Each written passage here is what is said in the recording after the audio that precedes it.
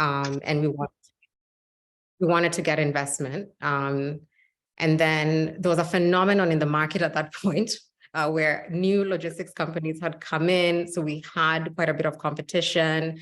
They were very, very well funded. I was bootstrapping. And then folks were subsidizing trips. And I was like, oh my God, there's not going to be enough value to capture here.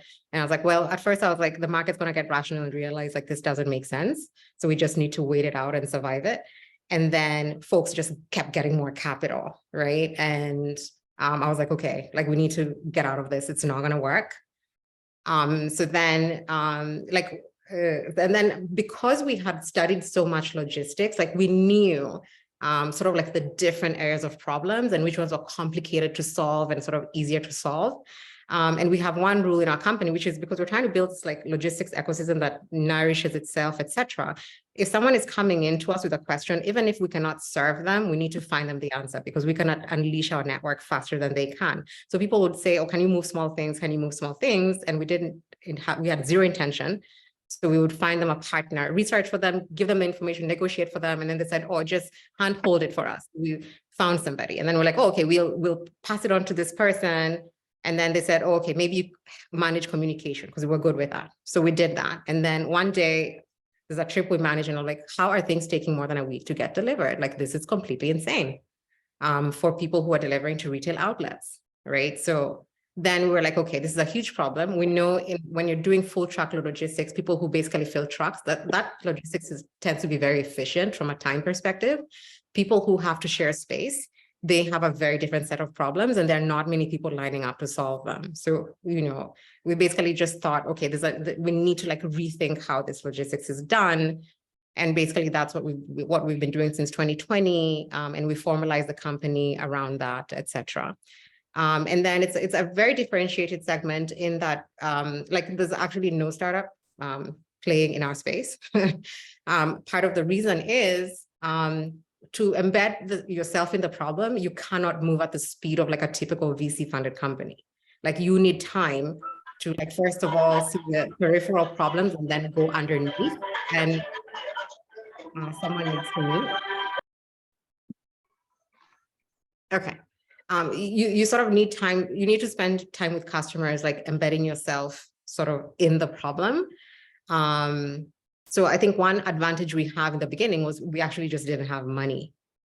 And then secondly, like for me, I have always believed in profitability and like those sorts of things.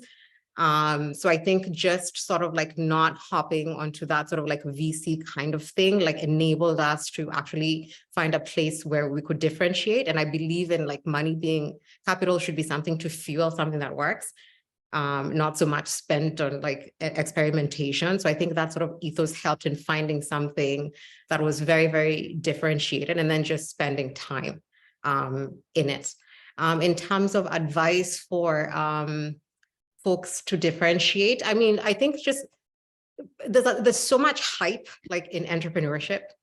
And it's very easy to be intimidated by what other people are doing, what is in the news, and like for us for a very, very long time, like we were able to stay away from that. And I think for me, that was probably the biggest thing in figuring out how to differentiate versus playing a game that other people wanted us to play.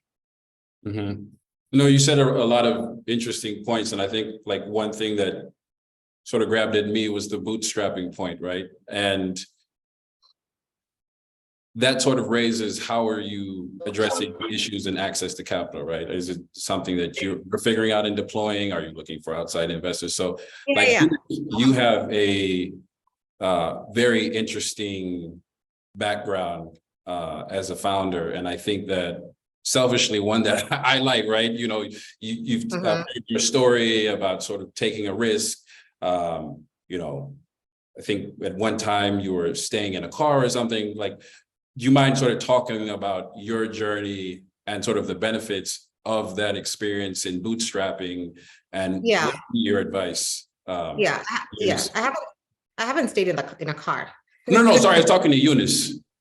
Oh, okay. Yeah, no. Okay. I was about to say we have similar stories. What happened? No, sorry, Eunice, no, one person, one car, yes. Yeah, you just mind talking about that experience. It's one that's attractive to, sadly, I mean, selfishly, it's attractive to investors. We want to hear that our founders are going through it. They've got grit, they're committed, they're ready to risk it all. They have this conviction, right? So, but talk about that. And then also the flip side about like, what's the advice for somebody who's yeah. So is that question for me or for Eunice? Eunice, sorry, Eunice. Okay. Yeah. Man, I think you asked a lot of things, so I'm going to try and figure out how to narrow it and make it really quick and short and sweet. My personal experience, and I always get people asking me like, how did you become a VC?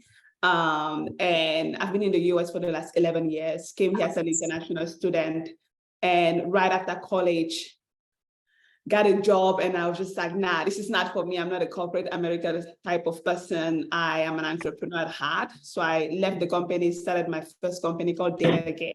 Like any entrepreneur out there, when you're starting a business, you're like, I'm gonna become a billionaire. I'm going to be the next Mark Zuckerberg, right? But the unfortunate truth about entrepreneurship is that it never happens that way. There are a lot of challenges that comes along the way. And I went through that, right? Like I struggled to pay my bills while building my first company. Eventually, got kicked out of the house, became homeless. I was sleeping in my car for a month. And then my car got repossessed because I was on a car loan in the US. And when that happened, I had to be like, couch surfing from one place to another. But I like to tell people, again, very often is that you don't give up, right? Like when you're pursuing a dream, like you keep showing up. And that was my situation, right? I get dressed, I put makeup on, I fix my hair, and I show up to every single meeting I had to show up to. That led me to meeting an investor. I was like, man, I love your drive. And we eventually co-founded our second tech company together.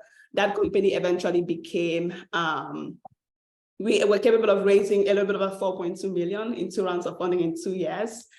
Grew the company to about 10 million in ARR in a very short amount of time. And that was really my path to trying to figure out how to bring Africa in what I'm doing, which was I hired a team of engineers in Nigeria, Rwanda, and Kenya. But when we hired those engineers, we just had too many challenges: payroll, cross-border payments, finding the talents. And as I was looking at those opportunities, it introduced me to the African tech startup ecosystem. And the more I saw what was happening on the continent, the more I started writing checks, the more I realized that there were not a lot of VCs investing in Africa. And then I decided to launch my own fund. And that was really the birth of Ajim Capital. It was just seeing opportunities, taking advantage of those opportunities and just going for it. And none of them are easy. You just have to keep pushing. If you truly believe it's something you're going to be working on, either for the rest of your life of at least 5 to 10 years.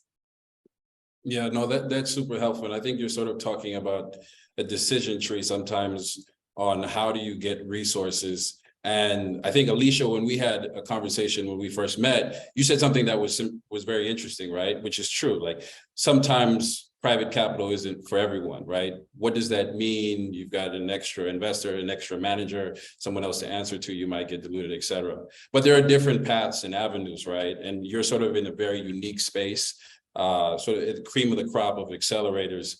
For those that are considering the accelerators and the benefits and what that's like, I'm wondering if you could sort of just explain to those who may not know, right? Who are sort of thinking strictly, I just got to get cash. But there are these programs, right? Like accelerator programs, like Techstars.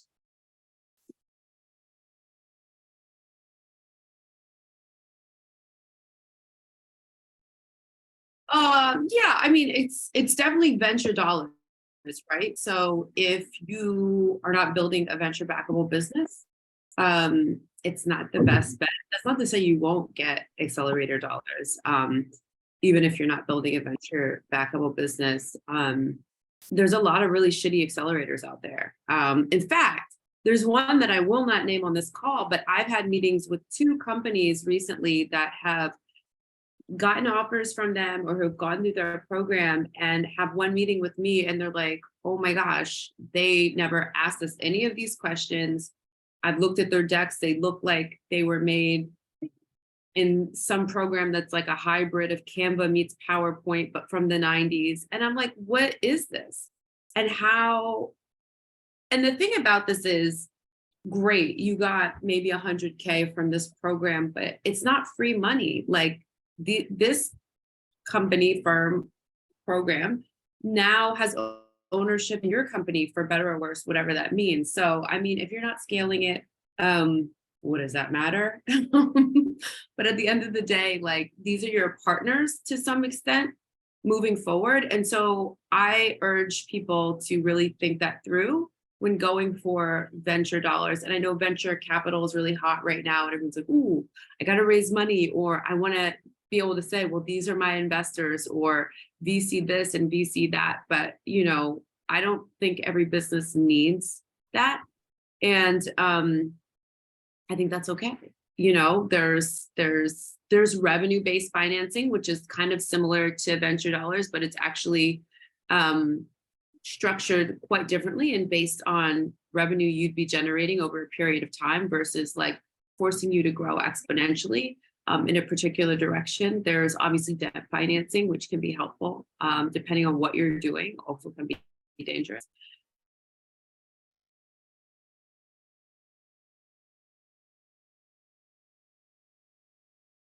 Both in the immediate future and long term, is just going to be helpful for you as a founder to know which direction to go and who to take on as partners, and who would be like the best partners for you. Yeah. I guess, like, in terms of finding like good partners, I'm curious about, you know, I know Femi, sort of someone who we know mutually, he's gone through Techstars. What would be like, you know, if I'm a founder and I'm considering Techstars, what benefit would you suggest that I should be thinking of from getting from you, or sort of what are the value adds? Well, it depends on where you are in the world, for sure. So like, for example, I see drastically different deals. The type of schematics I see in companies coming out of Africa that see values versus the ones I see maybe in Canada or the US are pretty different. Not always, but usually. Most of the time, companies that I see coming out of Africa, the ones that we really like, have really strong traction and revenue, but are looking to either get the interest of more global investors, expand to other global markets, or bring on advisors, partners, even enterprise clients, right, that are in those larger markets. And so having the brand recognition of a Techstars or any other accelerator that has some cachet next to your company's name can be helpful, for sure. Also, through Techstars, we have a global network of mentors who we put you up during our 13-week program over the course of a few weeks. Like,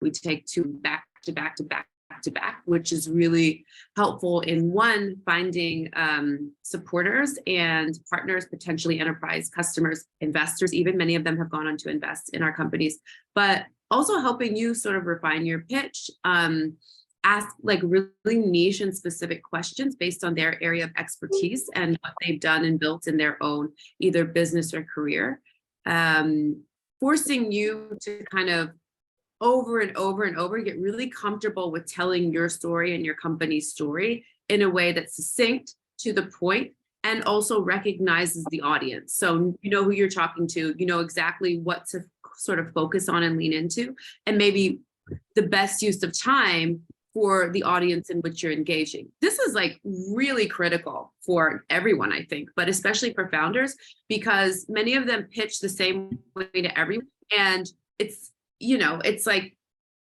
it's a spray and pray model. And I just don't believe those work in investing. I don't think it works in pitching. Just in life, when engaging with human beings, like at a networking event, right? Like really engage and listen to, and like in this case, you're able to do research on who you're talking to, and hear what's important to them.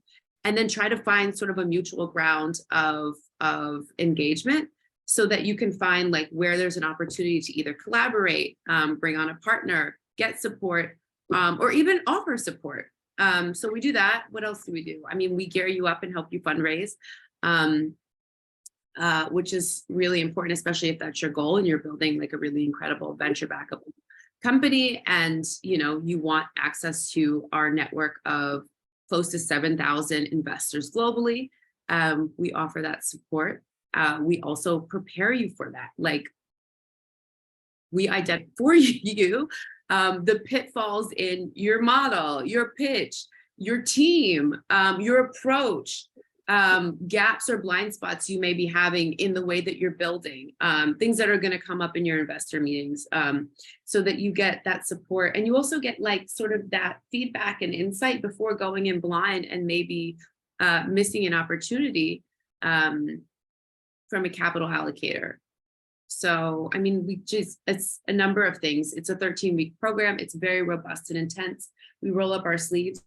We're a very small but mighty team, and we get under the hood with you and really work on what we identify as sort of areas for growth in you as a founder or founding team, but also in the business.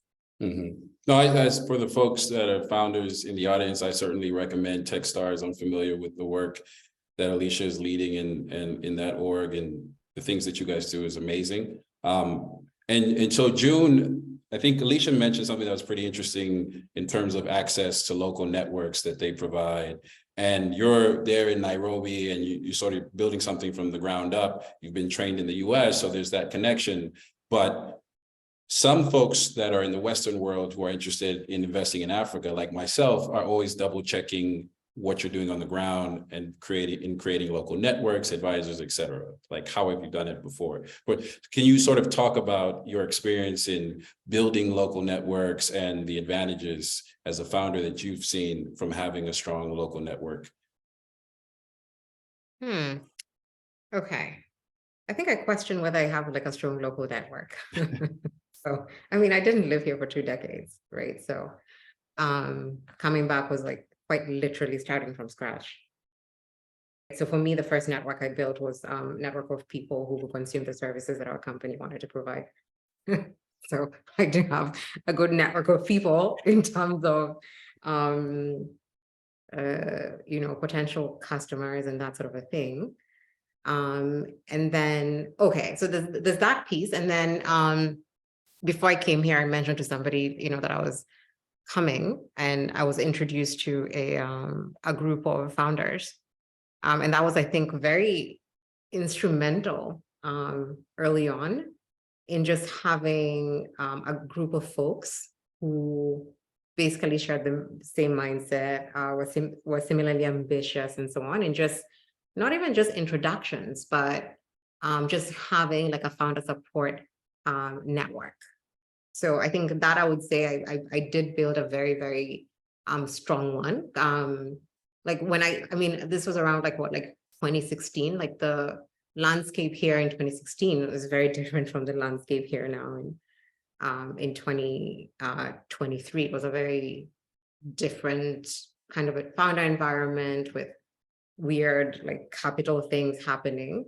And it was sort of good to be exposed to people who had different viewpoints, but who could also sort of like embed me into the history of the ecosystem.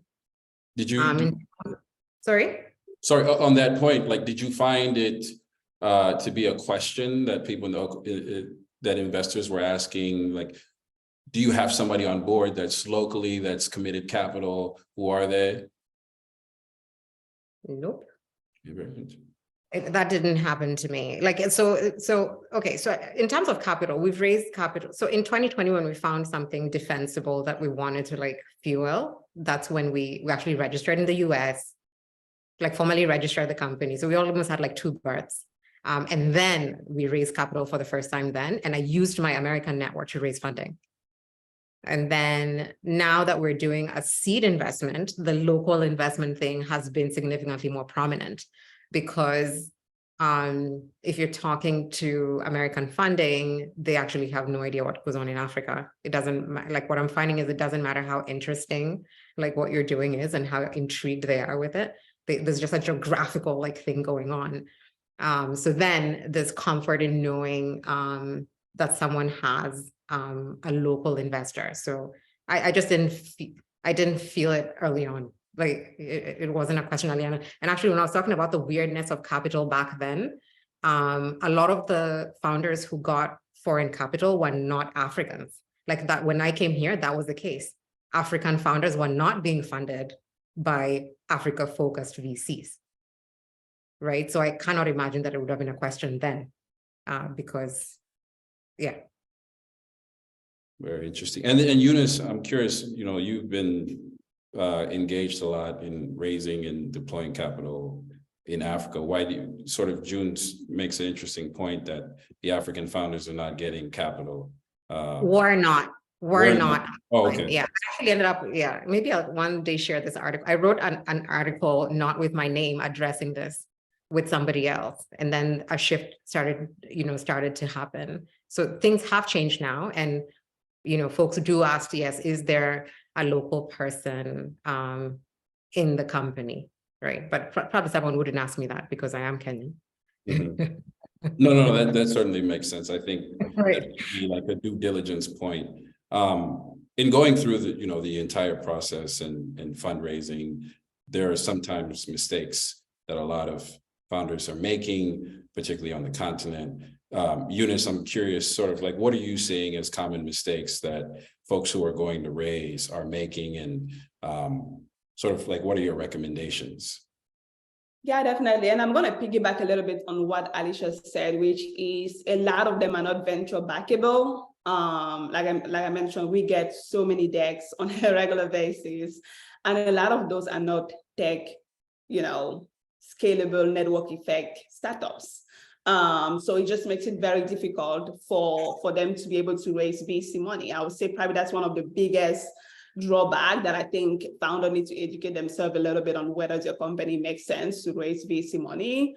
The second thing is that they try to raise money very early, right? I think the fact that they've been seeing a lot of news about, X company getting into YC, X company getting into Techstars, or X company raising $5 million, they feel like, oh, like if this founder is getting this much money, I can too. And I know like the entrepreneurial mindset is like, yeah, I just have to pitch as many investors as possible and I'll get the funding. But the reality is that, especially for the African continent, if you're based in the US, you can probably raise some VC money with very little traction, and even no MVP. Like, it's very possible, people do it. But in Africa, it's very difficult to do that, just because there's so much competition with very little capital. I have seen some amazing ideas that are building for the continent, but the fact that they're just getting started, I will not even look, So you have to understand that the average, especially for VCs, and also understand the different levels of investment. When you are super, super early, you probably want to be pitching angel investors, angel groups, some incubators and accelerator programs. But when we're talking about things like Techstars, like I've seen some of the portfolio companies at Techstars, you guys look at least a minimum MRR on a monthly basis, and you look at least the product is working, they have customers when you're investing in Africa. And that's probably the minimum for a lot of US VCs. For me, for example, the minimum I'll invest in a tech company in Africa is 5,000 in MRR. And on average, most of my portfolio companies are doing anything between 10 to 150,000 in MRR. So that's like high ball standard for the average African company. That's a lot of money in Africa, right? And when you're competing with this many people that are doing so well, and you just have an idea, you might not even be VC backable, and you're pitching us, that's a waste of time. Fundraising is a full-time job. And if you're taking too much of your time trying to raise money with something that is not viable, instead of going and finding your customers, learning, seeing if anybody will pay you money to build what you're building, it's probably what I would advise more African founders, like really take a step back and see if right now is the best time to raise money. I feel like Alisha wants to add something. Oh, now I'm reading the questions and I'm listening to you. I'm agreeing with you because similar boat, by the way, for sort of the lens we look at and companies we invest in. And then I'm also reading the questions and I'm thinking, geez, we're investors, not magicians. Outside of the big four markets, I mean, that's so difficult. And I'm not answering your question. I'm just thinking through, like, I don't know, like women led. There's some, did you invest in Fez, by the way? No. Did I send you that deal? Anyway, great company, women led. But in one of the We're in the process, not just announced. Sorry. Sorry. Safe space. Is it though? Nobody has their video on. I don't know who anybody is here. By the way, maybe just to be polite to the host chatting, put your video on. Let's make this a dialogue. Thanks, Tariq. What are the opportunities to exit outside of like acquisitions? I think this is going to be the year of the acquisition. We're going to see a lot more of those this year. I think secondary market is also one that's quietly been happening for a while now in regard to like African companies. I think we're going to see more of that. I think even that approach is going to become a little bit more sophisticated and refined, I hope, because that can get a little like cloak and daggerish. And public offerings, I mean, this is the topic du jour, right? Like many people don't even want to, many people are not, even in the US, people are not people are not going on the public market right now just because, it's really bad. So I don't expect a lot of that to happen this year. In fact, I know of a lot of big African startup that were thinking about going IPO, and because of the way, the market is just right now, they decided to like take a pause on doing that. A lot, even US companies. Yeah, for sure. And then if you think about like public offerings on any of the African exchanges, that's also like, although like I'm watching with curiosity and potentially anticipation about NGX, and like I don't think it's going to be anything crazy, but like just the ways in which they are trying to lower the bar and create sort of a point of entry that is a little bit more approachable is kind of like the Jobs Act in the US. Like with those, what are they called? Economic free zones, where you don't have to be an accredited investor, that you can actually invest in startups. It's very reminiscent of that. And I'm curious how it will pan out. There's so much distrust overall. Sorry. I hit decline on the phone. I think acquisitions and secondaries is like going to be the big play that we see a lot of. Are there particular industries that you would bet on for them? Well, yeah, I mean, fintech is always the darling. I like logistics. I do think, Eunice. Let me shut up. Fintech is probably going to be a big one. We saw AI earlier this year, which was very unexpected.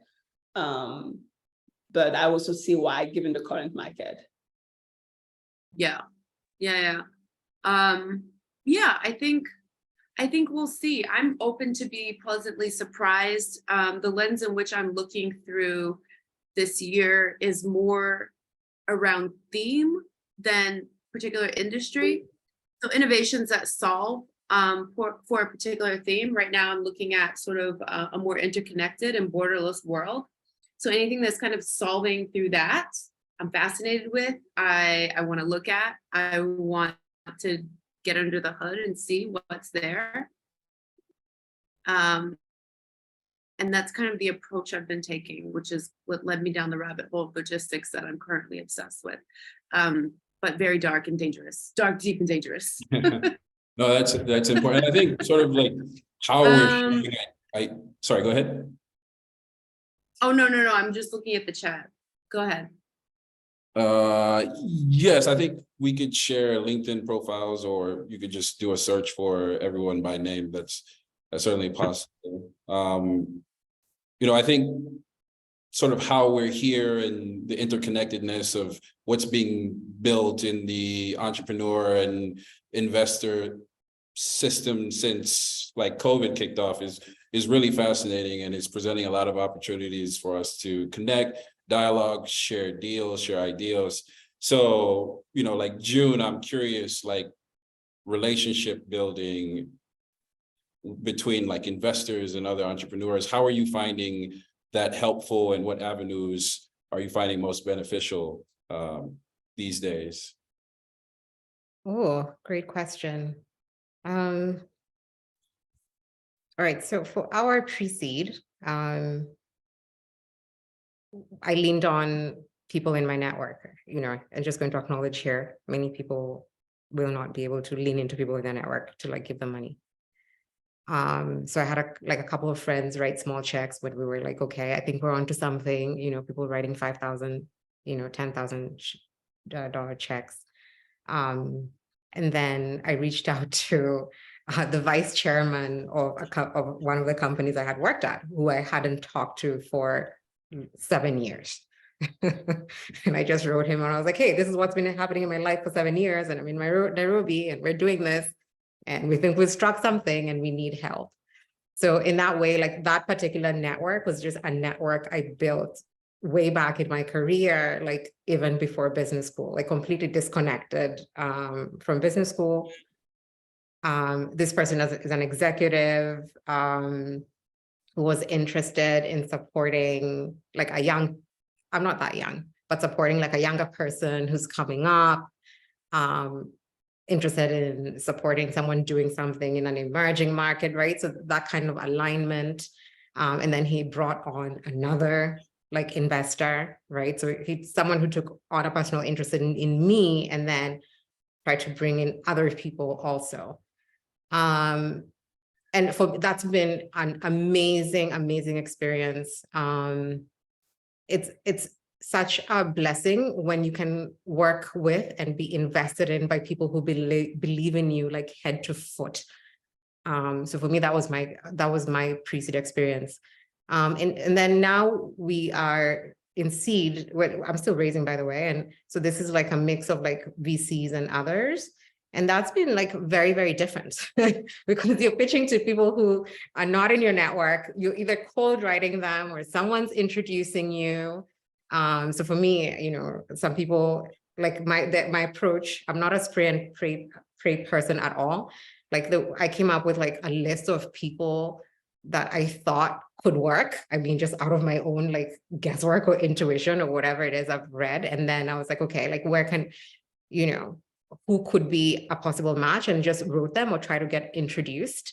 We also perfectly timed our raise with the market downturn, by the way. So we ended up having to like slow down and then stop and then start again.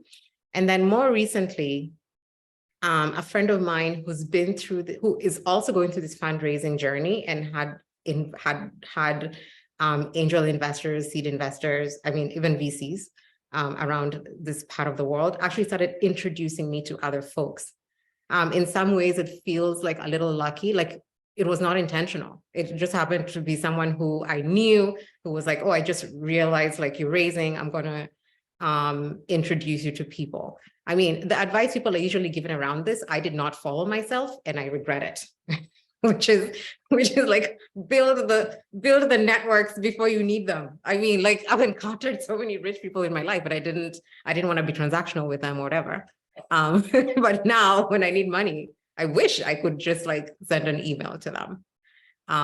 So anyway, so that's for me, the approach I've taken. And then, okay, so the other thing I should say, like now the folks who are in, like we have a VC, like Echo VC is one of our investors now, and they're actually helping us raise. Like they have more experience in this market, way more than me. They're more exposed.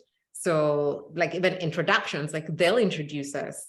Sometimes I'll just get an email in my inbox, or, can you speak to this person, or what do you think about this person, and so on. Yeah, that's That's my answer. No, I think that's super helpful. And, you know, I've heard that story before. You know, a lot of people are successful without building the network first, but, you know, it's always like the default is I wish I had before I knew now. But you raised a good point. I want to really give the disclaimer. Remember when you invited me to this thing, I do not consider myself a successful fundraiser because I'm still fundraising. No, I think you've got I know what it is to be a successful fundraiser. No, you have an amazing story. Obviously, I know the folks at Echo VC, they speak highly of you. So, you know, I don't want to shortchange your experience, but, you know, I think relationship building is important. I found it important in my career. I think it's great advice. And, you know, connecting with the right folks. You're with Echo VC. I know they're great. But like, so Eunice, I'm curious from your experience, you know, what in terms of like, what is the best advice that you can give to someone trying to find like the right partner, the investor? How mission critical is it? Yeah, I mean, I think when I was a founder, and the way we were capable of raising our initial set of funding, I mean, there are definitely like a couple of tactics. I am going to say, and this is a very unconventional way that I think people are not taking advantage of, is that the power of the internet, right? Like we live in a day and age where like everybody's on, like a good amount of investors are all on LinkedIn. They constantly, I tweet almost every day. I post stuff on LinkedIn almost every day, right? So like you can understand the kind of investor I am based off like the things that I post. So reading a lot about like all the different investors, because guess what, like there are just so many different stages, and like I mentioned earlier, right, there are angel investors when you're just getting started super early, a little bit of traction, a workable product but not like the perfect product. You'll probably target angel investors, angel syndicates, incubators, and accelerators. It will be very difficult for like a VC to back you when you have very little information to show about, you know, a proven product. So find first, like, okay, who are all the angel investors that have invested in other African startups, right? Like I would say like that's probably like your leg way. Find all of that. Get it. Literally, this is the sales. Like you're becoming a salesperson, and you have to build a CRM, and then you move people through that CRM. Like I think people don't realize that that's fundraising is a full-time job. So find all of those people, put them in the CRM, and then if they have applications on their website, send an application. If they don't have that, find other founders that they've invested in. See if you can, if you're already friends with them, great. You can be like, hey, would you mind introducing me to your angel investors? If they're not friends, or if you're not friends with them, reach out to that founder and say, hey, I really love your company. I mean, I'm just being genuine, right? Like, I really love what you're building. Maybe seek for advice for a little bit. And then the more you build that relationship with them, the more you say, hey, I see you, you know, Ajim Capital invested in you. Because I have a lot of, all my founders are friends with me on WhatsApp, right? Like they have my WhatsApp number. They can easily reach out to me. And a lot of the time they say, hey, I have this founder that said they really love you and they just want to get an opportunity to speak to you, and they'll forward me the deck. And I'll scroll through the deck really quick. If I like the person, I'll be like, okay, send an intro email. If I don't, I'm like, yeah, that's great, but I'm pass, right? So founders are like a great way for you to reach out to investors. That's probably number one. The second one, I'll say, if you're somebody that feels comfortable posting online, I would say build in public. That's like one of the very unconventional ways to raise fund, like fundraising right now, because guess what? The more you put online about, like I'm like, now that I invest in Africa, I see so many founders, and then sometimes like a founder might have pitched me like 6 months or a year ago, and maybe they were too early. And then I keep seeing their progress on social media. I'm like, I need to reach out again to this person. Then it seems like they're doing better, right? Like that's also like a great way. Like if you're very active online, to some extent, sharing obviously good content, maybe like some behind the scene at your company, maybe some customer success stories. That's a great way. And if you have a lot of like VC friends or like founders, you know, like it's a great way for that. Like I personally, the good thing that people don't understand is that even me as a VC, I still have to fundraise. Like I fundraise from richer people, and I use that money and I invest in African founders. And right now, about 60% of my investors found me on LinkedIn and Twitter. Some of my biggest investors found me on LinkedIn and Twitter because I'm constantly sharing why I'm interested in investing in Africa. And that's one of the unconventional ways that people don't take for granted. And they're getting my DMs and they cold message me. And I used to be the nice girl and I'll respond. I receive on average 20 to 30 cold inbounds on LinkedIn and Twitter per day. And this is without my emails, right? I stopped responding. I don't have that time. But guess what? I'll look through your deck if I get an intro from my founder. I might look through your deck again if you've pitched me before, but you were too early, and I see how you're progressing online. These are just some of the very few. And keep in mind that it's a sales job. Like fundraising is like going out there and building customers. And you have to keep track of like when, where, and the timing that you've been communicating with people. One other thing that I think is very taken for granted, if you've spoken to any investors in the past, keep them updated on your progress. Send monthly or quarterly updates. Because a lot of the times you might just be a little too early. And then 6 months down the line, you're doing really well. A lot of the time they'll reconsider their choice. Yeah, no, I love updates.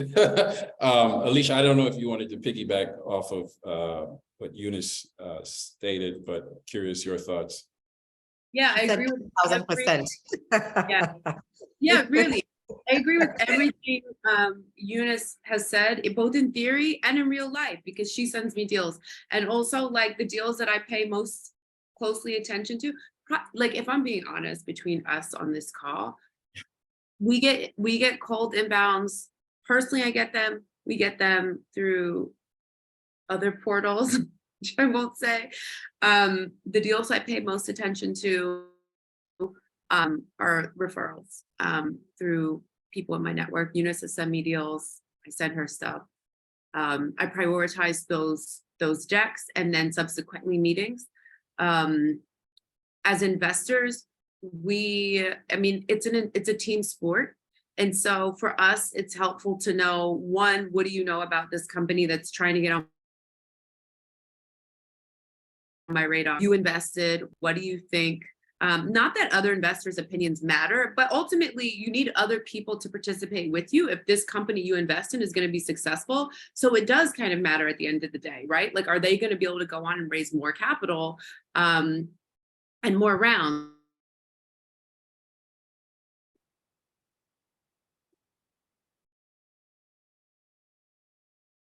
I think she froze, right? Or is it just me?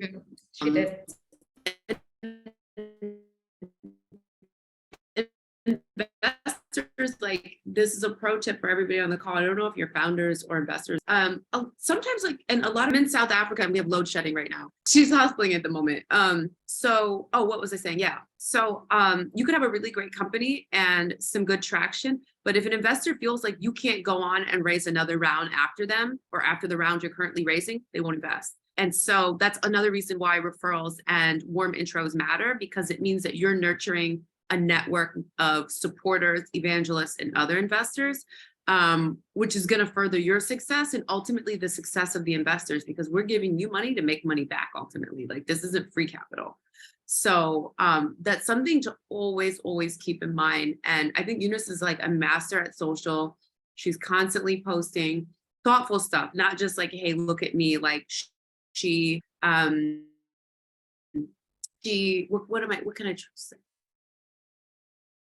Is it going to mention the pitch contest? Yeah, I think overall. Yeah, like it educates, and you kind of educate as you sell, which is like so important, especially for investing in Africa, because as we said at the top of the call, like there's a lot of investors that are interested but don't know the space. And being able to like storytell around it is so helpful. And so taking that approach, any of you that are fundraising, is really, really helpful. Just like stay in our face, constantly be storytelling, like what's up with you? What's up with your business? What's happening? That goes with dates, like be hot, as they say in like the music industry, like get some heat on you, like. And at the end of the day, I think you're an expert in what you're building, right? Like if you're building a logistic company, you know about logistics than anybody out there. So just speak about it, yeah. Right? Because guess what? The average person don't. And that really sets you apart. Mm-hmm. June, you were shaking your head. I don't know if you wanted to add as well to the sentiments from Eunice. I mean, like nodding, you mean? Yes. No, I'm very social media averse. So I am listening to Eunice with lots of curiosity and just taking in what she's saying. No, I think yeah, because for me, it's like it's attention, right? So I don't know if you've read Good to Great.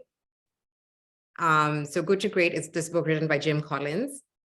And Jim Collins, he basically studied companies that had been successful. I think it was the Dow Jones, right? The American Stock Index, for I don't remember how many decades it was, but he was trying to see who had been consistently successful, right? And he found that many companies were churning out of the Dow Jones, but the ones that was consistently there, nobody knew who their CEOs were. Like, yeah, so in other words, the most successful leaders of business were not out there because they were actually busy building their businesses. So for me, that's attention I actually like really suffer like day to day.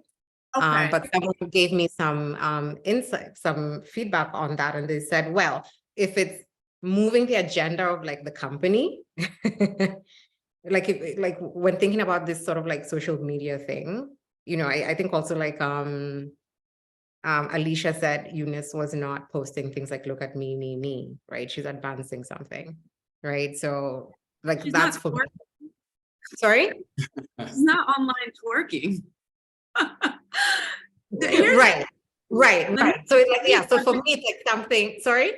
Let me jump in quickly, right? Because number one, we as Black women have to remind ourselves that like the advice that works for white male CEOs and founders does not always work for us. Mm-hmm. And we can't, the same playbook doesn't work for us, number one. Yeah. So, you know, and if you have a trust fund and an old boy network of support that's going to fund your business, and when you have a bad quarter, you can pick up the phone and make a call and flush your company with some cash, then by all means, follow that advice.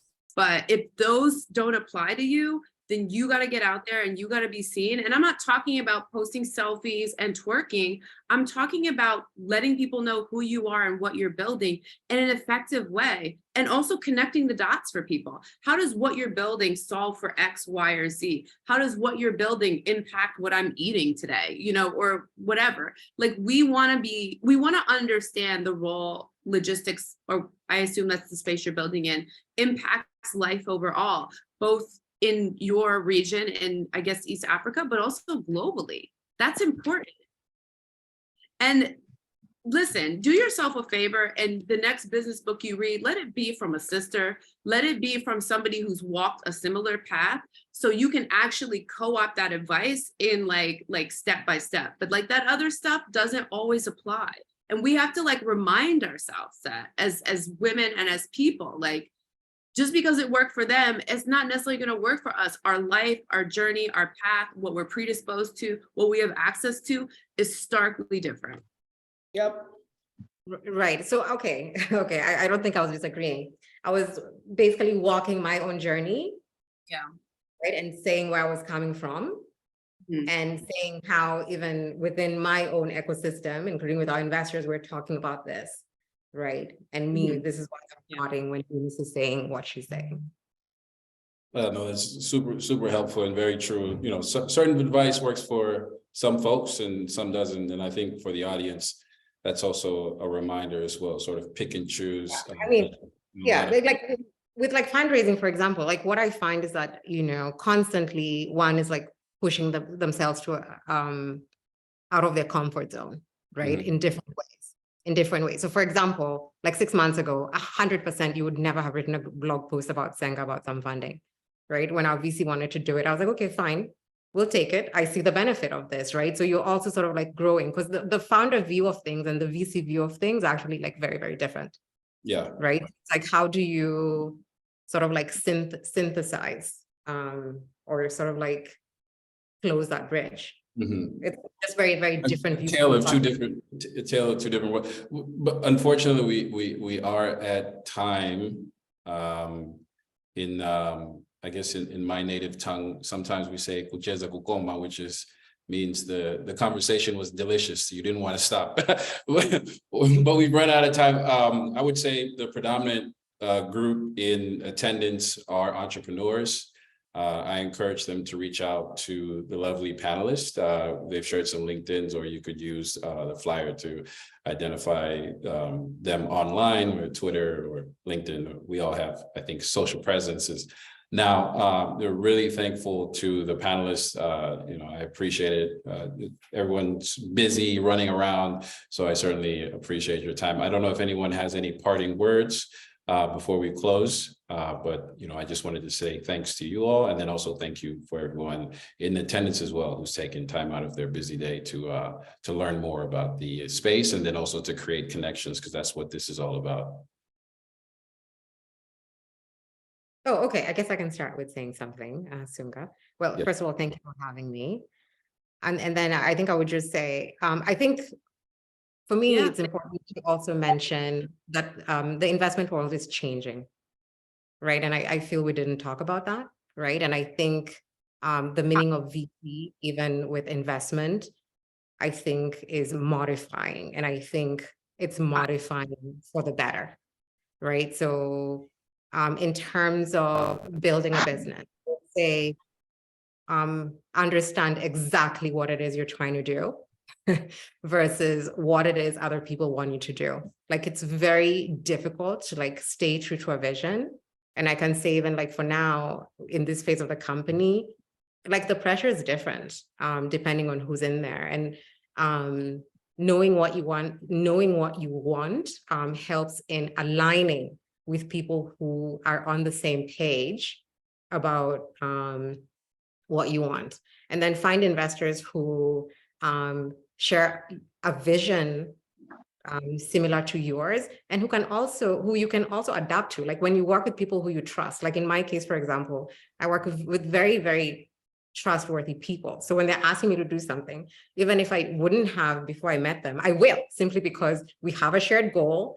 We want to be successful, and we're in it together. So for me, it's be true to yourself, and then find the people who will support you in the path you're going to, or who you will trust to help get you there, versus people who have a different agenda. Oh, and third, and very important, understand why VCs invest the way they do and whether VC is right for you in the first place. I think this is a very big conversation happening right now, including in a lot of companies that have had a lot of funding in the past. So one is VC the right model?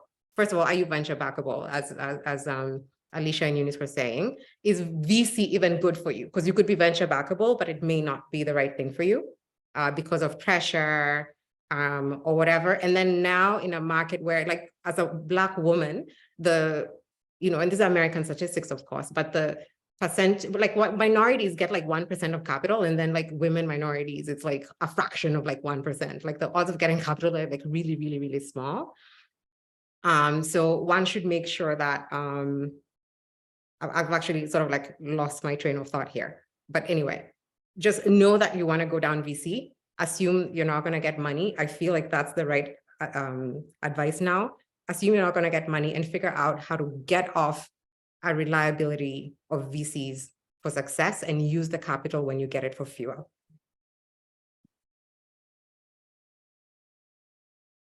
That's it. Yeah, no, that's super helpful. I saw a post recently that said the new sexy in this space is bootstrapping and getting a smaller multiple than going with VC, which I think ultimately makes sense. All right, no, I thank everyone for their time. I think there's just a few parting comments. Feel free to sort of copy and paste and engage folks later afterwards. I will give you all the rest of your day. Thank you so much. With that, I bid you farewell.